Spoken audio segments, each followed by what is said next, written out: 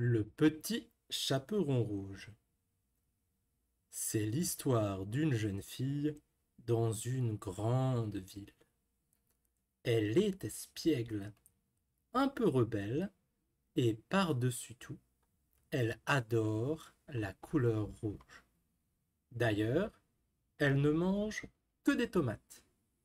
Sa mère et sa grand-mère l'aiment tellement que pour lui faire plaisir, elle ne lui achètent que des vêtements rouges. C'est ainsi que petit à petit, partout, on l'appelle le petit chaperon rouge. Un jour, sa grand-mère tombe malade et sa mère l'appelle. Ta grand-mère ne répond plus au téléphone. Je suis inquiète, mais il faut que j'aille travailler. Est-ce que tu peux aller la voir et lui apporter ses médicaments? Le petit chaperon rouge est bien contente d'avoir une excuse pour ne pas aller à l'école et elle accepte tout de suite. Ne traîne pas en route, lui dit sa mère. Bien sûr, maman, ment le petit chaperon rouge. Elle prend les médicaments, les met dans sa poche, puis passe par sa chambre pour récupérer ses grandes bombes de peinture rouge. La ville manque de couleurs. Je vais l'embellir, dit-elle. Une jeune fille sage va directement chez sa grand-mère pour lui apporter ses médicaments. Mais le petit chaperon rouge n'est pas très sage. Elle erre dans la ville et s'arrête dans une ruelle avec un grand mur tout gris. Que c'est laid, pense-t-elle. L'endroit parfait pour embellir. Elle sort ses bombes de peinture et commence à peindre une grande forêt dans la ville. Une forêt rouge, bien sûr, avec des champignons rouges, des fleurs rouges et même un grand arbre à tomates, le plus grand de toute la forêt. Il y a un tronc noir très épais.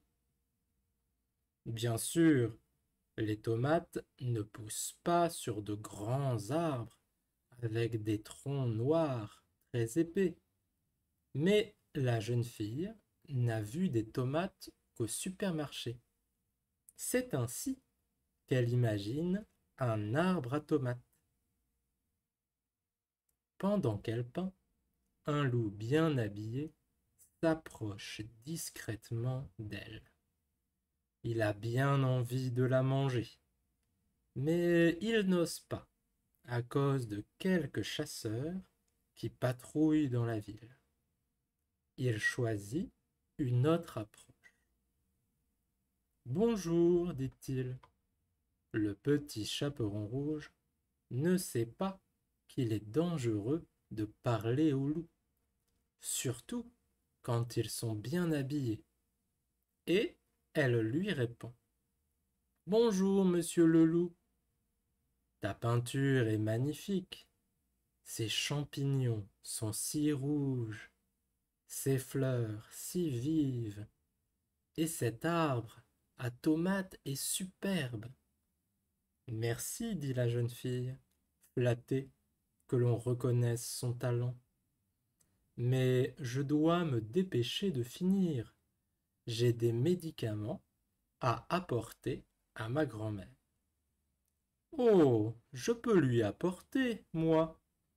Où habite-t-elle? Le petit chaperon rouge donne des indications au loup pour trouver l'appartement de sa grand-mère, en le remerciant maintes fois pour sa gentillesse avant de recommencer à peindre. Le loup va directement chez la grand-mère avec le sac de médicaments, pendant que le petit chaperon rouge finit de peindre. il arrive devant la porte de son appartement. Une petite porte rouge dans un grand immeuble recouvert de belles peintures rouges. Il frappe à la porte. Bonjour, pouvez-vous ouvrir? Le petit chaperon rouge m'envoie vous apporter vos médicaments. Ah! Dit la grand-mère, qui n'entend pas très bien. Le petit chaperon rouge ment. Ah! Je ne vous entends pas!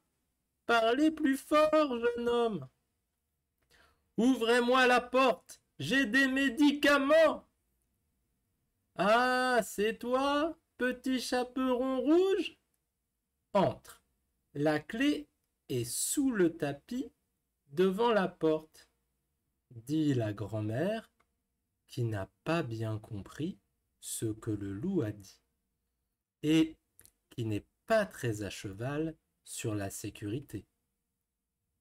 Le loup entre et avale la grand-mère d'un coup, sans même la mâcher. Puis, il met ses vêtements, qui sont dans l'armoire, et se couche dans le lit pour attendre la jeune fille. Elle va sans doute venir voir sa grand-mère. Ça fera un bon dessert. Encore un champignon, c'est parfait. Maintenant que le petit chaperon rouge a terminé sa peinture, elle pense à sa grand-mère. Grand-mère ne répond toujours pas au téléphone. Et il commence à faire noir.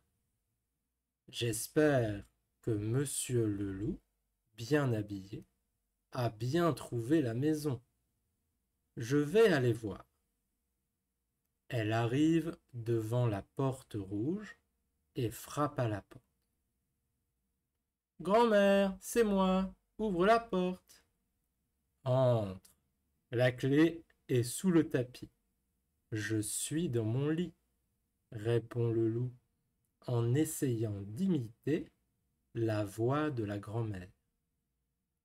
La jeune fille est un peu surprise par la voix de sa grand-mère, mais elle pense que c'est à cause du rhume. Elle entre dans l'appartement, voit le sac de médicaments posé sur la table et s'approche du lit pour les donner à sa grand-mère. Tu n'as pas pris les médicaments que t'a apporté le loup? Pas encore. Le loup était si gentil, si bien habillé et si séduisant que je n'y ai pas pensé, répond le loup, qui en profite pour se vanter un peu. Quand le petit chaperon rouge est à côté du lit, elle est étonnée de l'apparence de sa grand-mère pendant qu'elle lui donne les médicaments. Grand-mère, que vous êtes poilue. C'est à cause du rhume. Approche-toi un peu. Grand-mère, que vous avez de grandes oreilles. C'est à cause du rhume. Oui, un peu plus près. Grand-mère, que vous avez de grands yeux. C'est à cause du rhume. Presque. Grand-mère, que vous avez de grandes dents. C'est pour te manger. Le loup saute sur le petit chaperon rouge pour la manger. Mais à ce moment, quelqu'un frappe à la porte. Le loup s'arrête et met la jeune fille dans un placard avec un bol de tomates pour qu'elle ne crie pas. Grand-mère, c'est le chasseur. Est-ce que tout va bien? Il y a un loup bien habillé qui rôde dans la ville. Grand-mère, tout va bien, vous pouvez partir, répond le loup en imitant la voix de la grand-mère. Le chasseur n'est pas dupe. Il sait reconnaître un loup qui imite une grand-mère. Il sait déjà que la clé est sous le tapis. Il entre dans l'appartement et, dès qu'il voit le loup, il lui donne un grand coup de poing dans le ventre. Le loup recule et recrache la grand-mère qui dort en rêvant de sa série préférée. Il attrape le loup par les oreilles et s'apprête à l'emmener avec lui quand il entend un bruit dans le placard. C'est le petit chaperon rouge qui a fini ses tomates et frappe à la porte. Quand le chasseur ouvre, il trouve la jeune fille avec un sourire et plein de peinture rouge dans le placard. Petit chaperon rouge, tu vas bien? Oui, merci, monsieur le chasseur. C'est grâce à vous. Occupe-toi bien de ta grand-mère. Il n'y a plus de danger maintenant. Je vais emmener le loup en prison. Le petit chaperon rouge s'occupe de sa grand-mère et envoie un message pour rassurer sa maman. Tandis que le chasseur s'éloigne en tenant fermement le loup d'un côté et son fusil de l'autre, dans ses mains très poilues. Merci, abonnez-vous et envoyez-moi de l'argent.